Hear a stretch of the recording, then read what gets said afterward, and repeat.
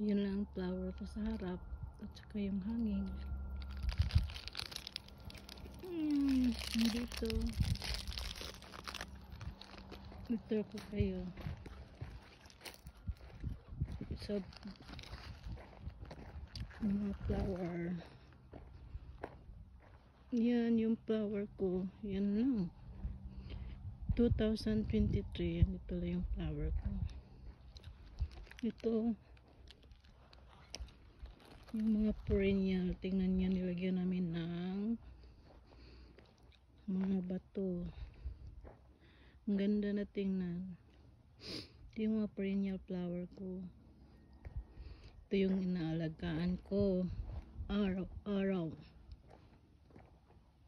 Kahit pagod sa trabaho, give time for this. So, ito yung ginalon mower ko ngayon. Tapos na ako dito na parts. So, mamaya, doon na naman na side.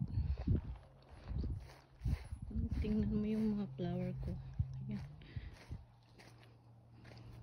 Ito yung perennial. Kunti lang yung flower ko this year. Tsaka yung garden ko. Yun. Yung ito ko kay sa garden. Dami ng dami ng linisan. Look. Kalinis ko lang yan ng last month. Ngayon dami na naman. So tingnan mo yung carrots, kunti lang. At saka walang pangit ng garden ko kasi hindi ko na naasikaso. At tingnan mo yung yung potato namin. Walang natira, kinain ng ewan ko kung sinong kumain yan. Yun, namamatay na siya. Ewan ko. Wala nang natira. Tsaka yung ko doon, yung tingnan, nakita ba yung spring yung green onion. Kunti na lang, nakaharvest na ako dyan 2 beses eh. Yun, tingnan mo yung potato, nagsilabasan. At hindi ko na ma-maintain mag-ano ng tubig. Kasi minsan pag lalo na ngayon back to normal days na. So 2 o'clock aalis mag-start ng trabaho, tapos sobrang gabi na, kaya yun,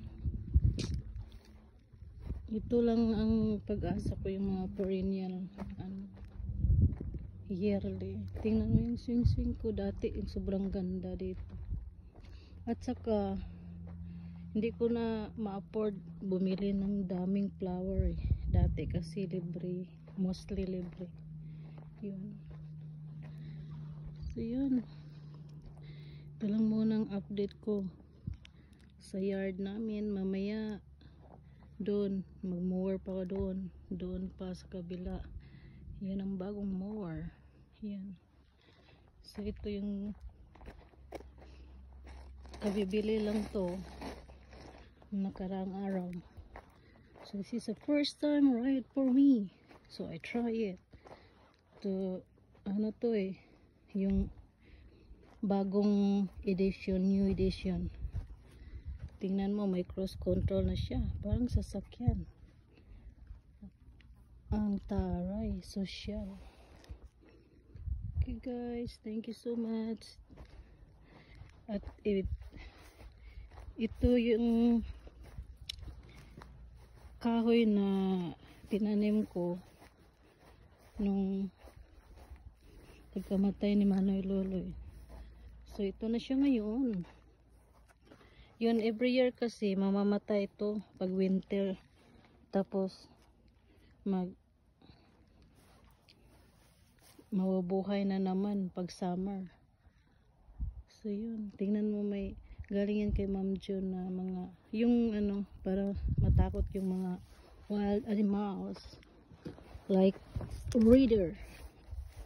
Yan. Ito na guys. Thank you so much.